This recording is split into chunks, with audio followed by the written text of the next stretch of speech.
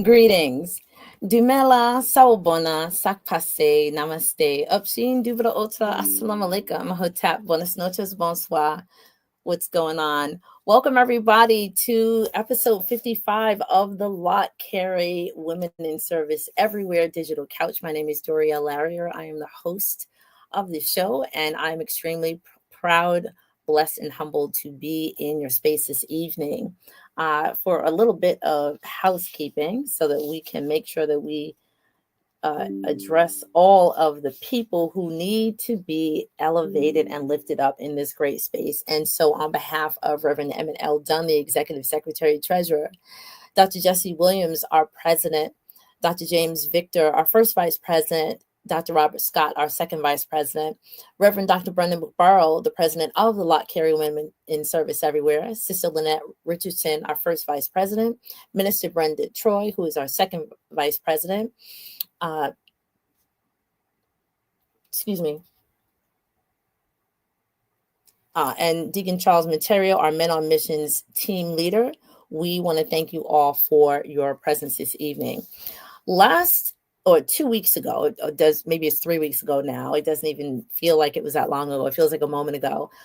We were at our convention. We were at our national convention in Philadelphia, Pennsylvania, and we had the Women in Service Everywhere. We had the awesome experience of engaging in a SALT conversation. If you're not familiar with what SALT is, it is the serving and learning together arm of Lott Carey Wise.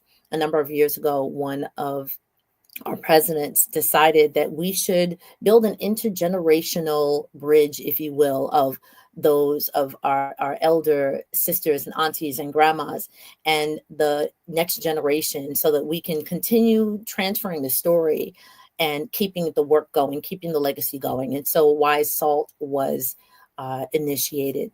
So a couple of weeks ago, we wound up having our first live conversation at the convention. So, of course, since March of 2020, we have engaged with global leaders, our ministry leadership, and people who, because everybody is somebody in Lott Carey, those people who literally have, I have to say it, their hands and feet on the ground of doing the work in missions.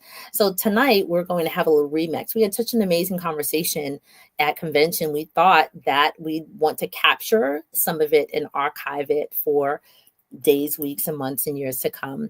So please join me in welcoming some of the guests that we had at that conversation. And there might be another person who will pop in. We will introduce ourselves, engage in a little conversation, sort of do a little recap of what we talked about at a few weeks ago in Philadelphia. And if there are any questions or comments, please drop them in the chat. We are on Facebook and YouTube, and so we can see things on YouTube. And I'll probably open up another platform and see it on Facebook. And let us know if you have any questions. It was an amazing conversation. We just want to bring it back to you. So please help me welcome to the stage, and that will be Sister Kennedy Cooper. She'll be joining us. Here we go. And then we also have Reverend Rachel Baltimore. And some of you just heard her a few days ago if you were on the prayer call. And we also have Pastor Maya Feemster Jones, who is joining us as well. And we might have another person pop in, but that is on that person's calendar. So I'm going to give each person a moment to tell you who they are. And we are looking for definitely representatives of these ladies, their church, their community, family. If anybody wants to say, hey, give them a little shout out. Of course, they're going to tell us the churches that they hail from and what brings them to this table. So Sister Kennedy, then Sister Maya, Reverend Baltimore, please join in. Thank you so much. Good evening, everyone. So my name is Kennedy Cooper. I currently live in Richmond, Virginia. My church is Spring Creek Baptist Church, where the pastor is Reverend Dr. Kenneth D. Cooper. That's just a little bit about me. I was a Lott Carey baby, and now I'm a Lott Carey adult. So really excited to be here today. Pastor Maya? Wait, we can't hear you. There we go. Good evening. My name is Maya Feemster Jones. I am from Cramerton, North Carolina. And if you don't know quite about the country, I'm probably about 10 miles southwest of Charlotte. So 10 minutes from the airport, if you think about that location. I pastor Mount Moriah Missionary Baptist Church in Marshville, North Carolina. I am fifth generation preacher, third pastor, first female in my family, and the first in my church history as well. I am a mother. I'm working corporate America. I'm co-vocational. I pastor. I do quite a lot of things, but in all things, my heart is passionate for serving the Lord's people. So I'm grateful to be here. Thank you, Dorielle. It's so good to see my sisters again. And I'll pass it right on to Reverend Rachel. Good evening, everyone. Again, so glad to be here with you all. My name is Rachel Baltimore. I live in Northern Virginia, right outside of DC. My church is in Chantilly, Virginia, the International Community Baptist Church. I am the assistant pastor of our church, and our senior pastor is Bishop Carol A. Baltimore. I am a advocate. I'm a sister. I'm a missionary. I am a lover of God's people. I have a psychology background, and so I'm always down for the hard conversations, getting to the root of who we are, why we do what we do, and how we can use that information to grow and be better in Christ. And so I'm just glad to be here, offer anything that I can to the edification of the kingdom. Okay, and so let me sort of circle back around. I'm Doria Larrier. My home church is Salem Missionary Baptist Church. My pastor is the Reverend Dr. James Arthur Thornton. And if I don't do this, I can't continue to have a healthy childhood. So I'm going to pop up that my mom is here watching. My mom is a top fan. And so she always is waiting in the wings at like 6:30, waiting for us to go on. So she just made me some muffins. So I have to say thank you in a public way. All right, there we go. Now we can continue. So prayerfully, we'll also see other people from our churches or, maybe our extended communities who will pop in.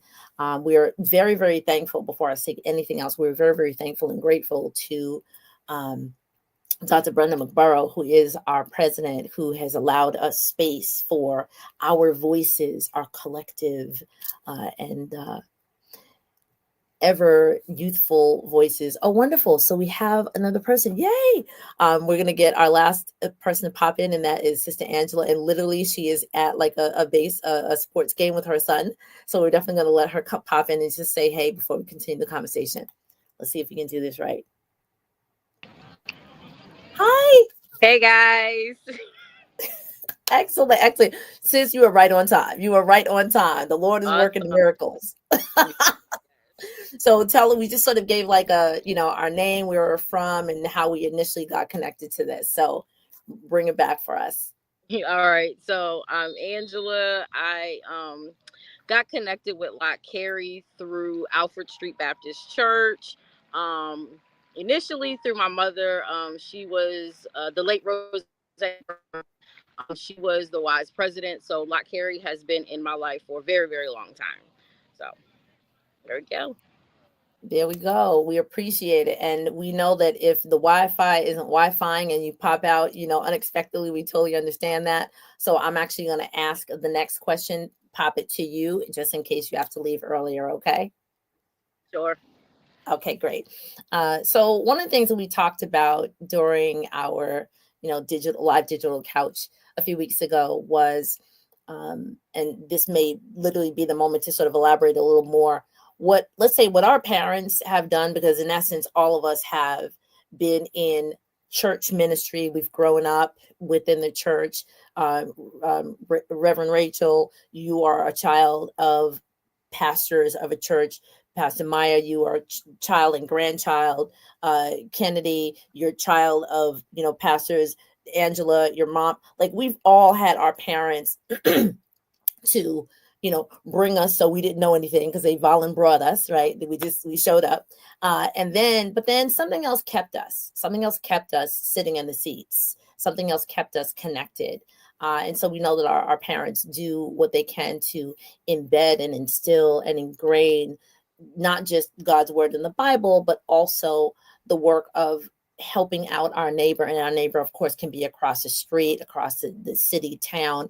Reverend Rachel, definitely, I want to hear about yours, because hers literally is on a different landmass, that she's done some serious mission work.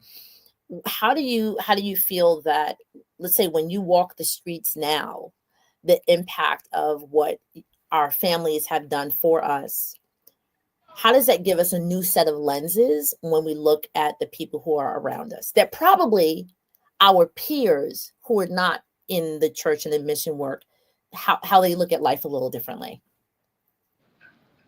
So the question is what? How?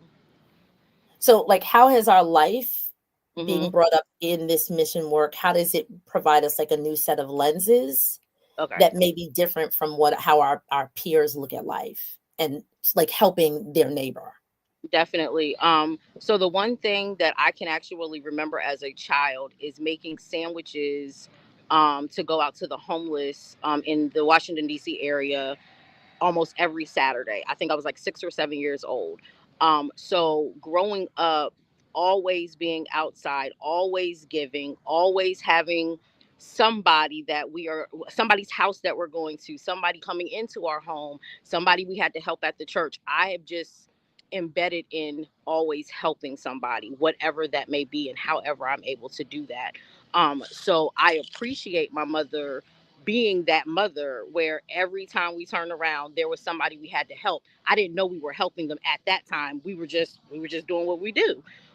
So that's how I grew up, as far as being in the missionary world, where wherever we went, wherever whatever we were doing, we were always assisting and helping and always spreading the love of God all everywhere that we went.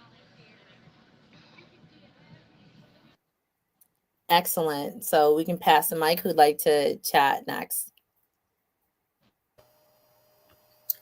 I can share that I'll kind of start with my older sister. She is 7 years older than me.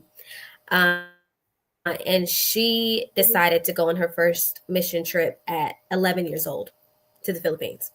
So that is the type of upbringing that I have been raised in, to be bold and courageous at a young age for a purpose. And that purpose is to help somebody get to know Jesus Christ.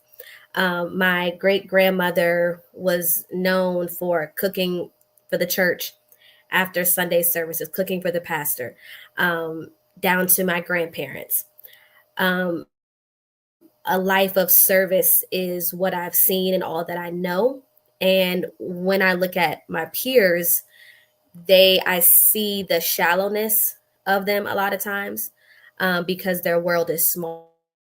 The benefit of helping people from all walks of life is that oftentimes when I was younger, kind of like Angela, I guess maybe not. I realized that I was helping someone, and I went into the situation understanding that I was here to be of service. But as I've gotten older, I realized that as much as I thought I was helping them, they were helping me to grow, to mature, to broaden my horizons, to give me a deeper understanding of different cultures, deeper understanding of people, and a deeper understanding of how God can use anybody to do anything. And my peers who weren't exposed to that at a younger age don't have that understanding, don't have that perspective. And so it's something that as I continue to grow and mature and become more and more grateful for, that I was exposed to that at a younger age.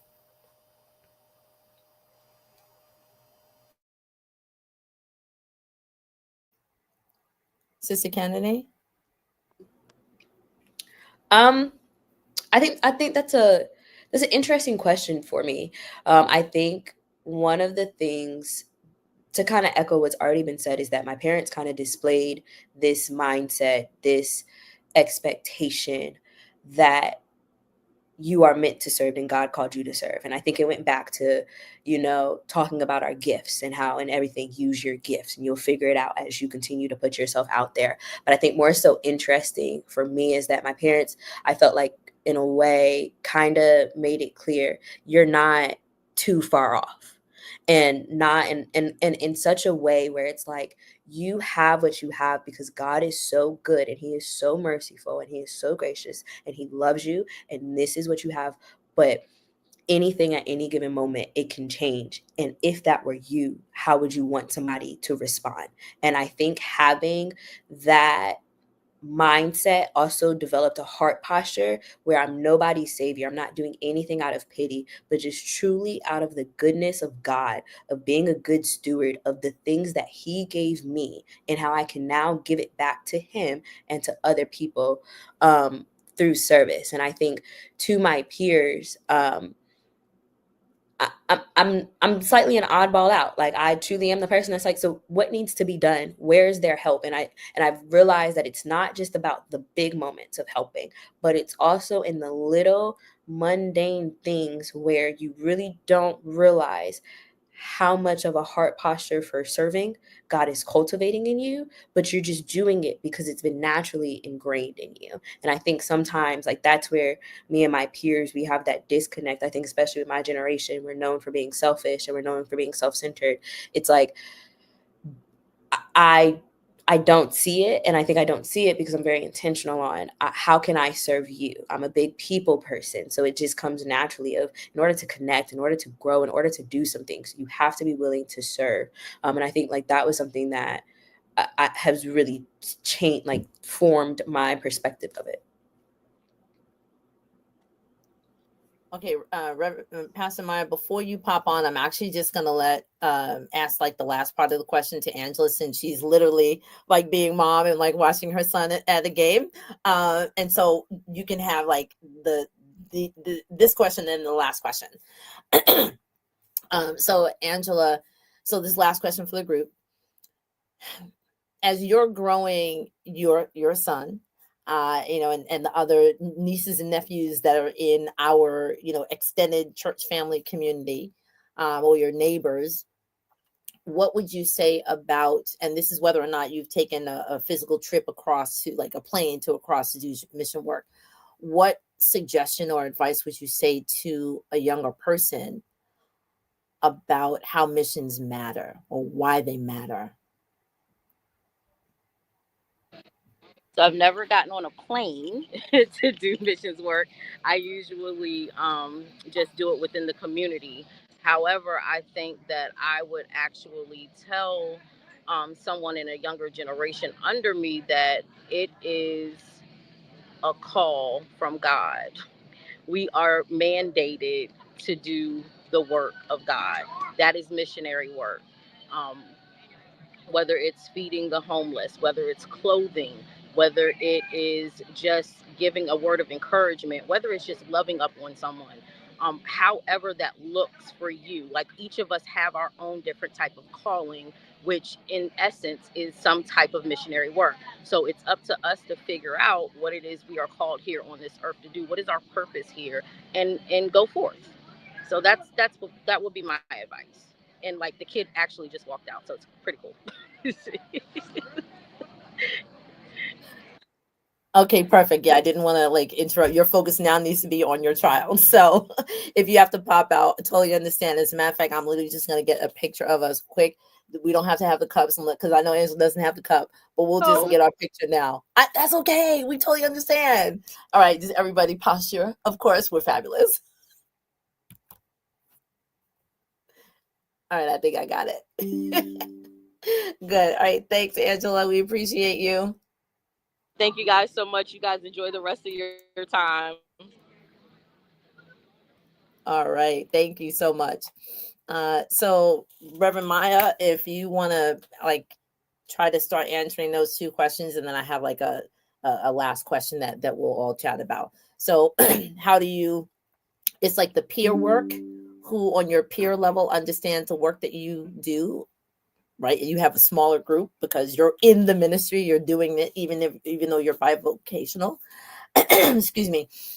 But then what do you say to the next generation about what their calling is, or like doing the mission work? So I'll say this. I come from a generation where we didn't have a choice to serve. We were taught to serve because our parents served. And when they served, we served along with them. I think I understood my calling at the age of 5. My father pastored a mid-sized church, probably 600 to 700 members, seat, a decent sized church for the South. And he was there 26 years before he went to another church, but that's where I grew up. And he started a prison ministry, and no one from the church wanted to pick the residents up from the prison. So my mom, must have been in '89. My mom drove a Lincoln Town car. It was brown. I'll never forget it. And that's when seatbelts were not individual. That's when seatbelts went all the way across everyone, right? So dad would pack 2 suits. He would go to the wardens. We pull in together, and I have a brother that's 19 months older. So it'd be 4 of us in the car, and he would pick up 2 gentlemen from the Dallas prison camp. And he would take the suits in. They would get changed into the suits. They would get in the car, and one of us would be in the back, in the front, in the middle. One would be in the back. And we had to address them as Mr. Friday and as Mr. Lucas. We were not allowed to call them by their first names. And so one thing I recognized them then is the power of humanization, and also respect, no matter what event happens in your life, that does not preclude you from being respected. So as a servant, I've learned to be respectful in all things, and allow people to teach you how to treat them. I remember Mr. Lucas' first Sunday there. Mr. Friday just walked through the door and sat down like, this is my church and I don't care what y'all say. He just sat down. He was cool. But Mr. Lucas got to the door and he looked inside of the church from the window at the door, and I was not big enough to see through the window, but he started sweating and he turned red. And so me being me and me being a little PK, I just pulled the door open and I looked up at him and I grabbed his hand, and I just kind of pulled him in the sanctuary, and we sat down together on the second row where all first ladies sit at in the church, but with my mom. And we sat there during the service, and it was just an enjoyable time. I saw him sway and clap and all those things. And so then I realized that God had really placed it in my heart to serve and touch those who are invisible, whose lives have been silenced due to trauma, or who don't have a sense of belonging because of circumstances and situations, or even things that they're born into. And that's just where my passion to serve has always lied. Yes, at one point in time, the faith that I was taught and the faith that I grew into came in conflict with each other. And it took me away from the church for 3 years. The physical church I left for 3 years. And I returned because my father begged me to bring his granddaughter to church. And I came because I was told to, right? I was grown, but I'm of that generation that when they say do it, you do it. So I done it. And I brought her back. And while I was away, I learned how to serve.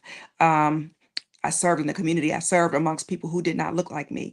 Homeless counting time. I went out and slept with the homeless, or counted those who didn't want to go into the Black communities, because most of the folks in our area are affluent and white, and they do not want to go to the Black communities and count those who have nowhere to sleep. So guess what I done? I took my behind and took my little snack pack and took my blankets, and I went out there and counted those who looked like me, to make sure that there was space for them to be served as well.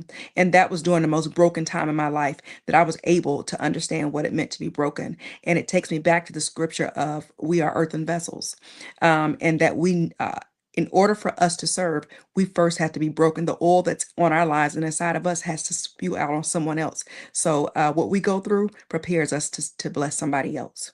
I don't know what the second part of that question was. You have to give it back to me.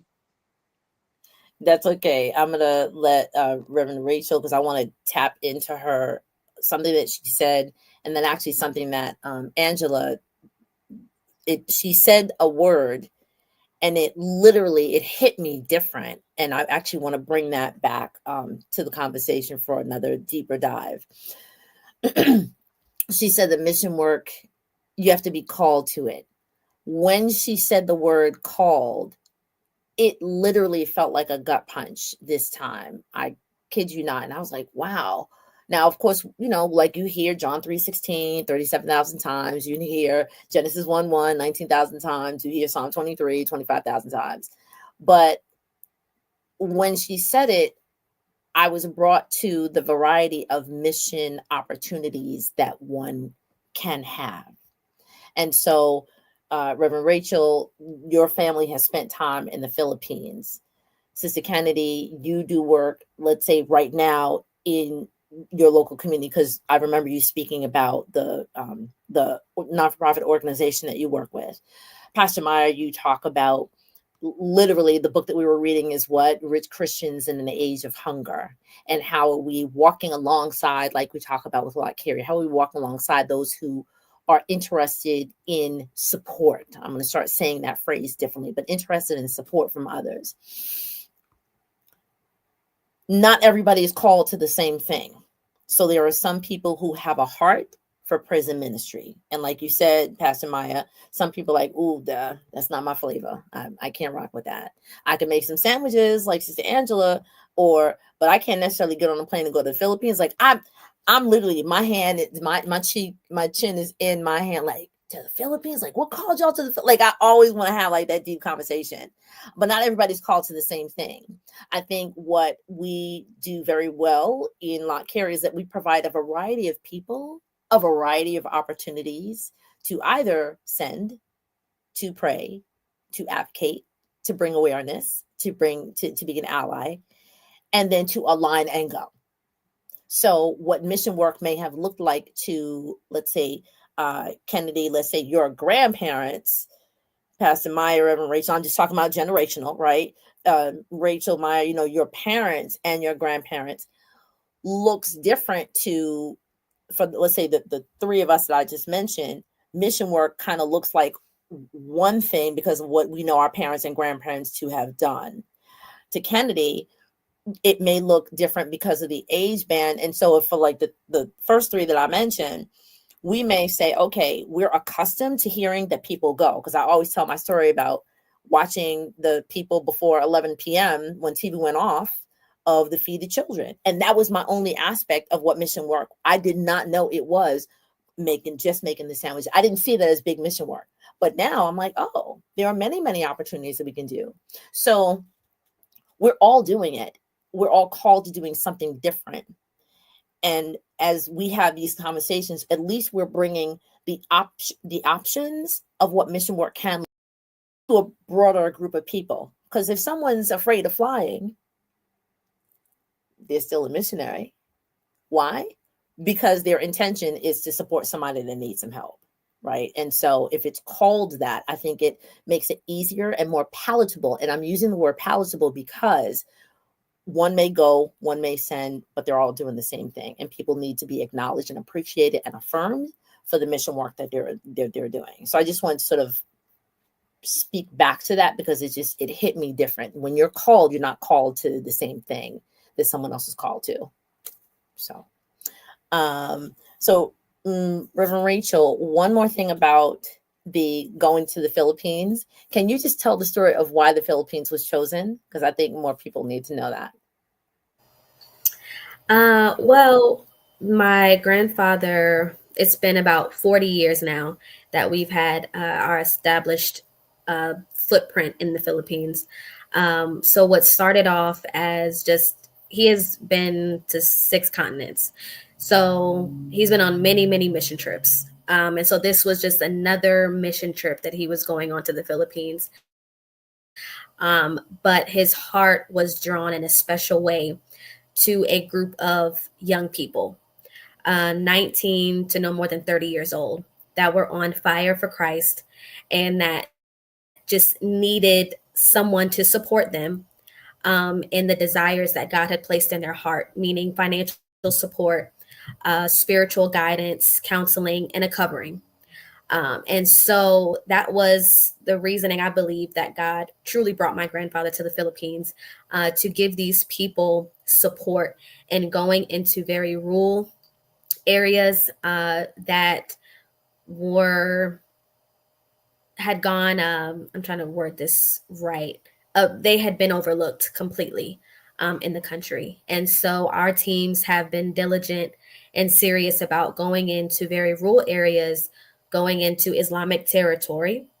A lot of our pastors, one church specifically, Pastor Annabelle and Pastor George, their Sunday morning services are often interrupted by bullets from rebel soldiers that are fighting in the area. And so in the middle of worship, they have to lay down, wait till the bullets stop, and they go back to worshiping.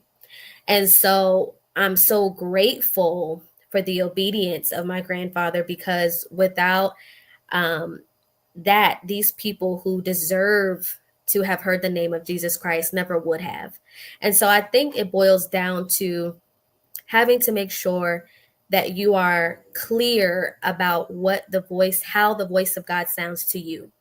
I think that also in knowing your calling and your area of mission work, rest in knowing that God may not speak to you the way he speaks to me, but I'm sure that when he speaks, what he's saying is from him. And so that's a major part of knowing where your space should be, knowing what you're called to. We also had one of our themes 2 years ago was the combination of missions and social justice. And in this Northern Virginia area, specifically right outside of DC, we're, at the center of all that's going on politically in our country right now. And so understanding that though you may not be called to fly on a 24-hour trip, which I'm getting ready for next year, so y'all pray for me, a 24-hour trip to the Philippines, you can be called to petition your representatives, to speak out about the human rights that are being taken away, to speak out about the social services that are being stripped. That is missions. Being an advocate for being an advocate in society to make sure that the things that we need to live day by day are upheld is part of being a missionary. People need to eat. They need somewhere to live. They need clothes on their back. They need proper education, and they need to be safe, right? That's essentially what we're called to do in the Bible. Clothe, feed, right? Tend to those that are sick. Stripping away Medicaid is not tending to those that are sick. So those are areas that you can ask the Lord, and with the gifting you've given me, God, where is it that I can be of service in the best way? And God will answer that. But your point is so important of not trying to look and go to a space the Lord hasn't called you to, but to ask, with the gifts you've been equipped with, what can I do? How can I be of service? And so even now venturing to Liberia, a trip to Liberia was amazing for me. And understanding that Philippines and Liberia have two different looks of people, but the heart and the culture is so similar. And that Can I is ask, the I'm sorry, can I ask Mhm. a question? When was the Liberia trip? What month were you there? Liberia was in 2023. Okay, got it. Thank you. You were. Yes. So, yeah. So just knowing when you hear the Lord's voice that you're clear about it. Excellent. All right. Who hasn't answered this question? I kind of lost track. I think you got it. Yes. I think everybody has like summed it up very much so. I think it has been well said of just being very intentional on seeking out God's voice and knowing what God has in store for you, and trusting enough in yourself and your discernment to know that it is God's voice and where he's calling you to go. Now, I am a firm believer that when you do maybe not make the right decision, God uses everything. But it also is better to be in alignment and to feel in alignment and to know that what you're doing is correct. But that's it. Excellent. Excellent. This has been, I think, an amazing conversation. Now, of course, for those people who are actually watching the digital live or digital couch live version, there was a little like entering of the spirit that kind of took over the place. And if you know, if you were there or if you were in the room, it came off in a different light. So I actually want to just bring back one of our little pieces, which started this whole flurry of excitement. We are celebrating our 125 years of women in service everywhere. And for the remainder of this year and probably a couple of months into 2026, we will continue to speak to women who have, what's the phrase? Born, what is it? Born to something in the heat of the day. What's that phrase that we use? Born the burdens in the heat of the day. Do y'all recognize that phrase? Oh, jeez. All right. I'll figure it out. Anyway, so, but who've been on the battlefield. How about that? Who've been on the battlefield for a long time. And, who have definitely done some great work, and we definitely want to pinpoint and archive their voices. I'm very, very fixated on getting the sounds and the intonations and the amazing brain and mind and heart and soul that has existed for the decades until now. And of course, we want to continue to chronicle this work of why we come to missions, why we are mission minded, and how we want other people in the world to know it doesn't take a whole lot, but it takes a heart, a mind, and a soul. It could just take a penny, it could take 10, 20, 30, whatever. It could take a trip. But if you just have the heart and the soul to help somebody out, that is missions work, and that's doing the work of the God who created us all, and literally and figuratively helping a brother and sister out. So I want to thank you once again for coming back and doing this remix. And to all who are here, we also just want to let you know that we had some amazing memorabilia, which I will add to our streams so that people, if they would like to celebrate and commemorate and memorialize the involvement of the work that Lott Carey Women in Service Everywhere has done for the past, let's say it together, 125 years. We've been doing this great work.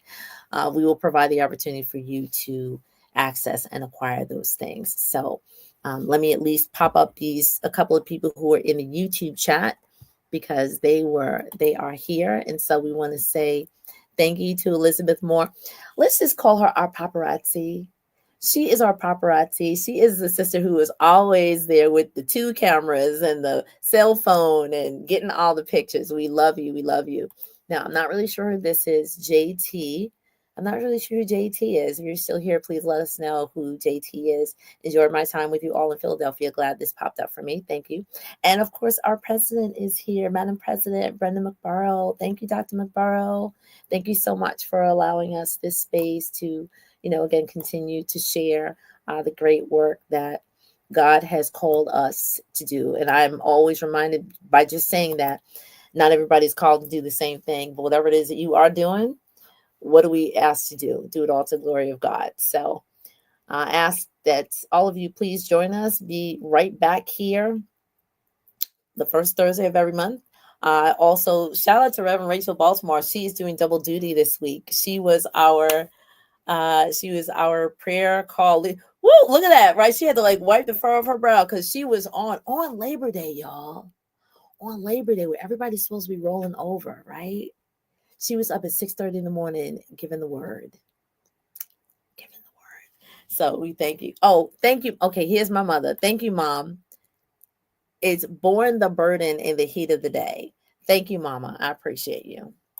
Yes, my mother is Sunday school teacher, superintendent emeritus of 40 plus years. And then I decided to sit in her seat for a minute. So peace and blessings to everybody. So good night. Again, we will see you on the 1st of the month for the prayer call, 6:30 in the morning. If you're a part of the Lott Carey Wise Salt Facebook group, please join us, invite a friend, tell a friend, share this information with your church so they can hear not just these stories, but also what's happening over there, which really is happening over here. It's just a different zip code and country code because it's the same issues, just a different location, and how we can do that which we can, again, by praying, by advocating, by raising funds, by sharing the word, by going if we can, or letting people know that somebody somewhere else has the same issues that we do, and we can help them all. And if not on the prayer call, then please join us here on the first Thursday of every month for the Lott Carey Wise Digital Couch. I thank you all. Last words, Sister Kenny, Reverend Rachel, Pastor Maya, and then I will say goodnight to everyone. Any last word? Kenny, you're okay? You're good, Reverend Rachel. Just want to always just say thankful to be considered, thankful to be a part, and I'm excited for what is ahead in the next 125 years. I always end with an old English prayer. May the road rise to meet you. May the wind be at your back. May the sun shine warm upon your face. May the rain fall soft upon your fields. And until we meet again, may God hold you in the palm of his hand. Love you all. I love it. I love it. All right, everyone. We will see you all in a few weeks. To my guests, stay tight, okay? Good night to everyone.